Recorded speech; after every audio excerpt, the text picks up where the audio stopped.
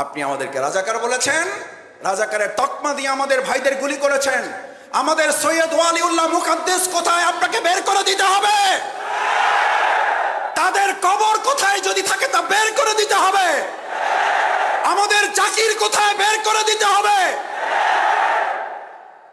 না হলে আপনাকে বের করে নিয়ে এসে জনগণ এবং আইনের আদালতে আপনাকে ওই একই অবস্থার মুখোমুখি জনগণ করবে। তোমরা স্লোগান নিয়ে রাস্তায় বেরিয়ে পড়ো, সৎ মানুষ লাগবে ভাই, সৎ মানুষ। বাংলাদেশ ইসলামী ছাত্র শিবির তৈরি করছে, এই নিন সৎ মানুষ, সুন্দর একটা বাংলাদেশ বিনির্মাণে আমরা আপনাদের পাশে আছি। আমাদের এই রাষ্ট্র সংস্কারের কাজ চলমান। আমাদের আমিরে জামাত ডাক্তার শফিকুর রহমান উনি একটা বক্তব্য দিয়েছেন। এই বক্তব্য কেউ কেউ ভিন্নভাবে এখন প্রচার করার চেষ্টা করছেন, অসৎ উদ্দেশ্যে সুবিধা ভোগ করার জন্য, এবং এই সরকারকে দুর্বল করে দিয়ে আর একটা অন্যায় প্রতিষ্ঠিত করার জন্য তা করা হচ্ছে। আমিরে জামাত স্পষ্ট করে বলেছেন, 15.5 বছরে এই বাংলাদেশকে ভেঙে চুরে খান খান করে দেওয়া হয়েছে।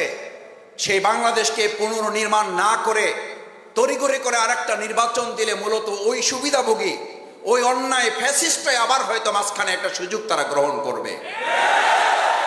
আমাদের একতার অর্থ যদি কেউ মনে করেন বাংলাদেশ ইসলামী ছাত্র শিবির, বাংলাদেশ জামাত ইসলামী জনগণের ভোট, গণতান্ত্রিক অধিকার এবং দেশের মানুষের ভালোবাসা এটাকে ধারণ করতে সক্ষম নয়, তাহলে তারা বোকার স্বর্গে বাস করছেন।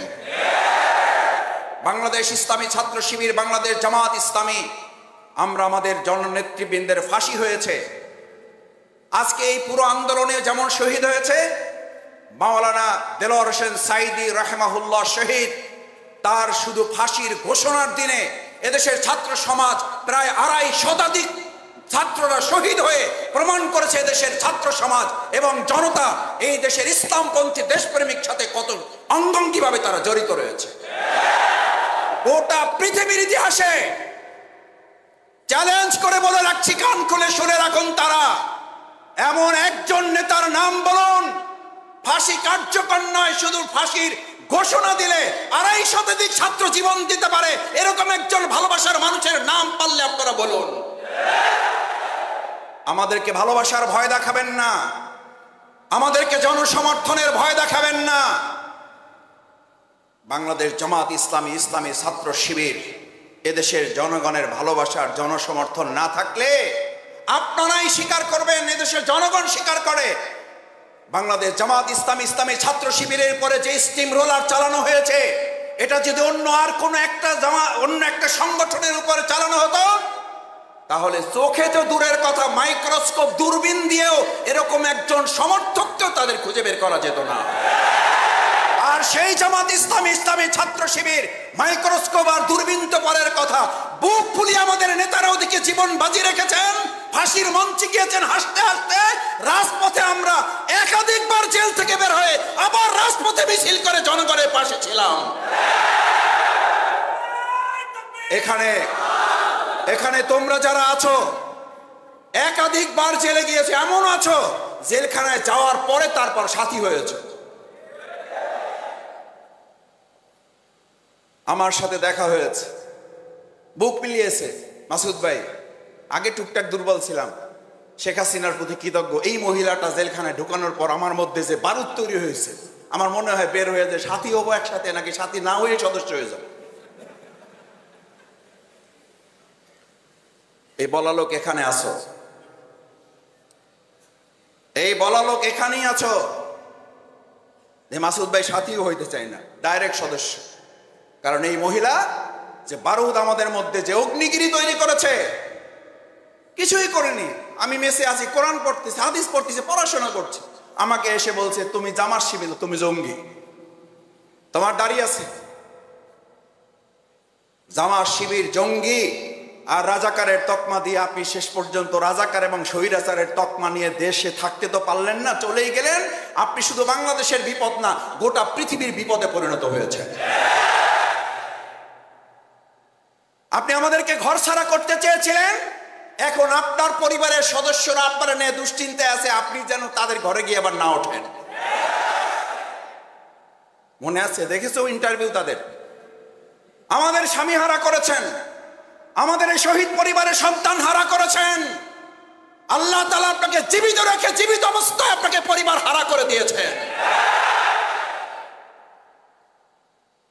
আর আমরা তখন বুক ফুলিয়ে জনগণের ভালোবাসা, আল্লাহর রহমত নিয়ে বলেছিলাম, আমাদের অফিস হারা করেছেন, আমাদের ঘর হারা করেছেন। ঢাকা মহানগরী দক্ষিণের প্রত্যেকটা ঘর আমাদের জন্য অফিস, প্রত্যেকটা ঘরের দরজা খুলে দিয়ে আমাদেরকে গ্রহণ করার জন্য এই ঢাকা মহানগরীর লোকেরা বুক পেতে দিয়ে বলেছিল, জামাত ইসলামী, ইসলামী ছাত্র শিবির আসলে তাদের জন্য প্রত্যেকটা ঘর খোলা থাকবে। 15.5 বছর ঘরে থাকি নাই, আর শেষ 15 দিন যেই ঘরে ছিলাম, আমি বারবার বলতাম, ভাই আমারে ধরতে আসলে কিন্তু আমারে যা মারবে তার চেয়ে আপনারে বেশি মারবে, বুঝেন কিন্তু, বুঝেন কিন্তু। আমি জানি না পাশ থেকে ভাবি কিভাবে শুনছে। ভাই জবাব দেওয়ার আগে ভাবি তার পাশ থেকে, জানালার পাশ থেকে, দরজার পাশ থেকে বলছে, ভাই আপনার ভাই কি করবে জানি না, যদি আমার ঘরে কেউ অন্যায়ভাবে প্রবেশ করতে চায়, আমার এমনি 2টা দাঁড়, একটা বডি আছে। আমি বলে রেখেছি, যদি আমার ঘরে প্রবেশ করতে হয়, যদি আইনগতভাবে আসেন ভালো, আর যদি অন্যায়ভাবে আসেন তাহলে আমার বডি এবং এই দায়ের নিচ দিয়ে আপনাদেরকে প্রবেশ করতে হবে। এইরকম মা, খালা, বাবা, চাচা, দাদা, নানি যে ভালোবাসা নিয়ে আমাদেরকে পাহারাদারি করেছে, সেই বাংলাদেশকে আমরা জীবন বাজি রেখে পাহারাদারি করব। আমাদের মীর মুগ্ধ আবু সাঈদ এবং আমাদের এই শাফি আলিফদের মতো আমরা আরেকবার জীবন দেব, কিন্তু বাংলাদেশ নিয়ে আর কাউকে সিনেমিনি খেলতে দেওয়া হবে না। আর চাঁদাবাজি রাজত্বে বাংলাদেশ ফিরবে না। হলে এবং বিশ্ববিদ্যালয় সন্ত্রাসের রাজত্ব আর চলতে দেওয়া হবে না। মীর মুগ্ধদের রক্তের সাথে বেঈমানি করবেন কেউ? আবু সাঈদের রক্তের সাথে বেঈমানি করবেন কেউ? এই Hanif community centre, Abu Saeed Khokon community centre, জানি না তারা কই আছে, আল্লাহ ভালো জানেন। আলহামদুলিল্লাহ, তারা জাতির জন্য তৈরি করে রেখে গেছেন। ইসলামী আন্দোলনের খেদমতে এগুলো এখন ব্যবহৃত হবে। এই সমস্ত জায়গাগুলোতে 15.5 বছর একবার আল্লাহর ধ্বনি উচ্চারিত হয় নাই। 15.5 বছর একবার আল্লাহর প্রশংসা তারা করতে দেয় নাই। এই সব জায়গাগুলোতে একবার সুবহানাল্লাহ তারা বলতে দেয় নাই। আজকে আমরা সর্বশক্তি নিয়ে 15.5 বছরে কাফারা আদায় করার জন্য আল্লাহু আকবার, আল্লাহু আকবার, আল্লাহু আকবার। তোমরা আমাদেরকে বুলেট দিয়ে বুককে কাঁপিয়ে দিয়েছ, আর আমরা তোমাদেরকে নারায়ে তাকবীরের এই ধ্বনির আওয়াজ দিয়ে তোমাদের বুকে আগুন জ্বালিয়ে দেব। তোমরা পৃথিবীর যে প্রান্তেই থাকো, আমাদের এই দৃশ্য দেখবা, প্রতি সেকেন্ড একবার করে মৃত্যুবরণ করবা। আমাকে একজন বলেছিল, শেখ হাসিনাকে আল্লাহ বাঁচাইলো কেন ভাই? আমি বললাম যে ওই মহিলার প্রতি আল্লাহর আলাদা একটা পরিকল্পনা আছে। কারণ ওই মহিলা যদি মারা যেত, একবার মরত, আর এখন সে মারা যাচ্ছে কয়বার? প্রতি সেকেন্ডে সে একবার করে মৃত্যুর মুখে পতিত হচ্ছে। এবং যতদিন আল্লাহ তাকে বাঁচিয়ে রাখবে, প্রতি সেকেন্ডে একবার করে মৃত্যুর মুখে আমরা তার অন্যায়ের প্রতিবাদে একটা করে সত্য, একটা করে ন্যায়, একটা করে ভালো কাজ এই দেশে প্রতিষ্ঠিত করে প্রতি সেকেন্ডে তাকে মৃত্যুর মুখে ঠেলে দেওয়া হবে। প্রিয় ভাইয়েরা, সময় নিতে চাচ্ছি না, সেজন্য সেখানে বলা হয়েছিল, তোমরা রাস্তা আটকে লাল কালি দিয়ে লিখেছিলে রাষ্ট্র সংস্কার চলছে, সুতরাং এটা বন্ধ হয় নাই, বন্ধ হবে না। আমিরে জামাত ডাক্তার শফিকুর রহমান খুব সুন্দর করে কথা স্পষ্ট করেছেন। কেউ বিভ্রান্তি ছড়াবার চেষ্টা করছে, আমরা অনুরোধ করি বিভ্রান্তি ছড়িয়ে জাতিকে বিভক্ত করবেন না। বাংলাদেশ জামাত ইসলামী জনগণের পাশে থেকে যে কাজ করছে, দেশ সংস্কারের এই কাজে আমাদেরকে সহযোগিতা করার আহ্বান জানাই, অনুরোধ করছি। রাষ্ট্র সংস্কারের প্রথম ভিত্তি হচ্ছে রাষ্ট্র, তারও প্রথম ভিত্তি হচ্ছে ব্যক্তি। মুহাম্মদুর রাসূলুল্লাহ সাল্লাল্লাহু আলাইহি সাল্লাম সোনার মদিনা করেছেন। সোনার মদিনা আগে না সোনার মানুষ আগে? সোনার বাংলা আগে না সোনার মানুষ আগে? যাদেরকে দায়িত্ব বসিয়েছে তোমরা ছাত্র জনতা, প্রধান উপদেষ্টা অত্যন্ত বিনয়ের সাথে বলেছেন, আমরা দায়িত্বে বসে নাই, তোমরা আমাদেরকে আহ্বান করেছো, তাই আমরা দায়িত্ব নিয়েছি। সুতরাং ছাত্র জনতার এই দায়িত্ব গ্রহণ করতে হবে। রাষ্ট্র মেরামত, রাষ্ট্র সংস্কারের যে লাল স্লোগান দিয়ে জনগণের সাময়িক কষ্টকে তোমরা সাদর আমন্ত্রণ জানিয়ে বলেছিলে, এবং জনগণ তোমাদের এই লাল কালি দেখে গাড়িটা সাইড করে দিয়ে হেঁটে গিয়ে তারপরে তোমাদের সাথে বুক মিলে বলেছিল আমরাও এই সংস্কার চাই। আজ আর গোটা সংস্কার নয়, আজকে গোটা বাংলাদেশ থেকে আরেকবার নতুন করে সুন্দর করে সংস্কার করতে হবে। এই সংস্কারে আমরা তোমাদেরকে শেষ অনুরোধ করতে চাই, ভাইয়েরা, আমার প্রিয় ছোট ভাইয়েরা, আমাদের সময়ও বলতে হবে শেষ, কারণ আমাদের আর তেমন কিছু দেওয়ার নেই, আমাদের আর নেওয়ারও কিছু নেই, দেওয়ারও কিছু নেই, কিন্তু তোমাদের আছে।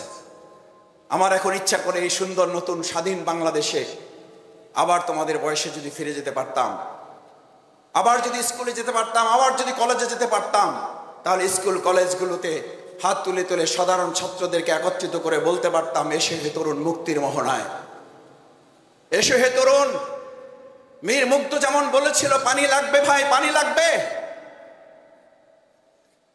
আমরা স্কুলের আঙিনা, বিশ্ববিদ্যালয়ের চত্বরগুলোতে, হলের ব্লকগুলোতে গিয়ে বলতে পারতাম, সৎ মানুষ লাগবে ভাই, সৎ মানুষ লাগবে। আছে বাংলাদেশ জামাত ইসলামী, ইসলামী ছাত্র শিবিরের কাছে আছে। আজকে যে দায়িত্বে যারা আছেন অন্তর্বর্তীকালীন সরকার, তাদের সবচেয়ে বড় সংকট, তারা বলছেন ভাই কি করব, ডানে তাকালে দুর্নীতি, বামে তাকালে দুর্নীতি, সামনে তাকালে দুর্নীতি, পিছনে তাকালে দুর্নীতি, একটা ভালো জায়গা পাওয়া যাচ্ছে না। সুতরাং আপনারা আপনাদেরকে সহযোগিতা করুন। এই সহযোগিতার সবচেয়ে বড় দেয়াল হিসাবে বাংলাদেশ ইসলামী ছাত্র শিবির এখন থেকে মীর মুগ্ধর সেই পানি লাগবে ভাই, পানি লাগবে অন্তর প্রশান্তি করেছিল। আর তোমরা আজকে ওয়াদাবদ্ধ হও, এখান থেকে অঙ্গীকার করো। বাংলাদেশে ওই সময় পানির সংকট ছিল, পানি দিয়ে আমাদের আন্দোলনকামী মানুষের অন্তর প্রশান্তি করা হয়েছে। আর আজকে বাংলাদেশের সবচেয়ে বড় সংকট সৎ এবং যোগ্য দক্ষ মানুষের। তোমরা স্লোগান নিয়ে রাস্তায় বেরিয়ে পড়ো, সৎ মানুষ লাগবে ভাই, সৎ মানুষ। বাংলাদেশ ইসলামী ছাত্র শিবির তৈরি করছে, এই নিন সৎ মানুষ, সুন্দর একটা বাংলাদেশ বিনির্মাণে আমরা আপনাদের পাশে আছি। দেখি পারবা ইনশাআল্লাহ সৎ মানুষ, সৎ মানুষ হব ইনশাআল্লাহ। রাষ্ট্র মেরামতে চাই নিজের মেরামত, বলো।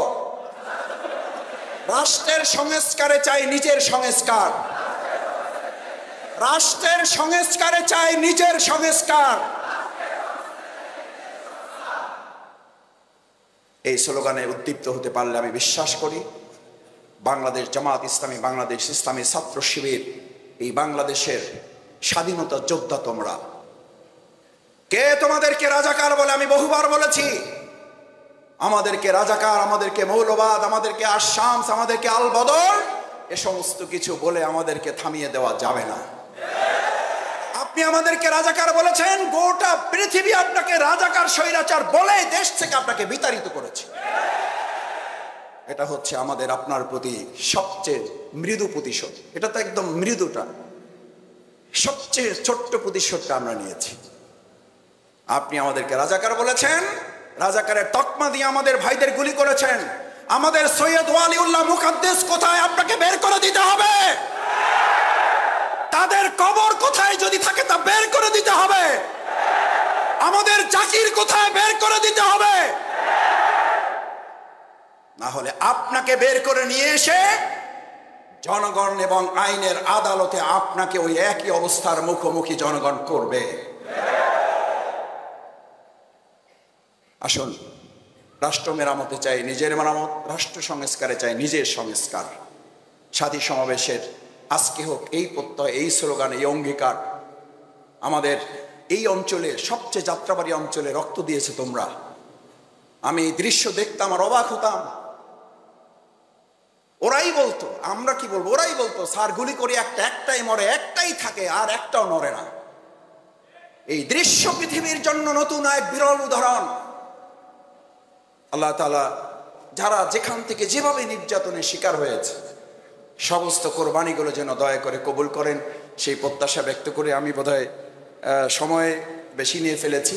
আল্লাহ মাফ করুন আমাদেরকে, দয়া করুন। তোমাদের সকলের সাথে দেখা করার জন্য মূলত এসেছি। তোমাদের এত সুন্দর মুখগুলো দেখতে পেরে আমি নতুন একটা সাহস নিয়ে গেলাম। তোমাদেরকে সাহস দেওয়ার হিম্মত আমার নাই, আমি মূলত তোমাদেরকে দেখে একটা সাহস নিয়ে গেলাম। আমরা প্রতিদিন অফিসে বসে এত এত সমস্যা ফেস করি যে একটু এখান থেকে ইমপ্রেশন নিয়ে গেলাম, একটু এখান থেকে নতুন খোরাক নিয়ে গেলাম যে না, আলহামদুলিল্লাহ, সমস্যা যতই থাকুক আমাদের তরুণেরা, আমাদের শিক্ষার্থীরা, আমাদের এই ছাত্র বন্ধুরা আমাদের সাথে আছে, কোনো সমস্যায় আমাদেরকে আটকে দিতে পারবে না ইনশাআল্লাহ। সবাইকে আন্তরিক ধন্যবাদ, কৃতজ্ঞতা জানিয়ে আবারও তোমাদের জন্য দোয়া করি, তোমরা আমাদের জন্য দোয়া করবা। আমরা সম্মিলিতভাবে দেশের ছাত্র জনতাকে সাথে নিয়ে আমাদের প্রত্যেকটি বিশ্ববিদ্যালয় হবে মেধা এবং সততা চর্চার সবচেয়ে গুরুত্বপূর্ণ অধ্যায়। আমাদের প্রত্যেকটা বিশ্ববিদ্যালয়, স্কুল, মাদ্রাসা, কলেজের আঙ্গিনা হবে ইসলাম এবং অনুশাসনের সুন্দর আইন বিধান কার্যকর করার, মেধা চর্চার, সন্ত্রাসের বিরুদ্ধে সুন্দর চর্চার একটা কেন্দ্রভূমি। সেই প্রত্যাশা ব্যক্ত করে সবাইকে ধন্যবাদ জানিয়ে কথা শেষ করছি। সুবহানাকাল্লাহুম্মা বিহামদিকা আশহাদু আল্লা ইলাহা ইল্লা আনতা আস্তাগফিরুকা ওয়া আতুবু ইলাইক। আসসালামু আলাইকুম ওয়া রাহমাতুল্লাহি ওয়া বারাকাতুহু।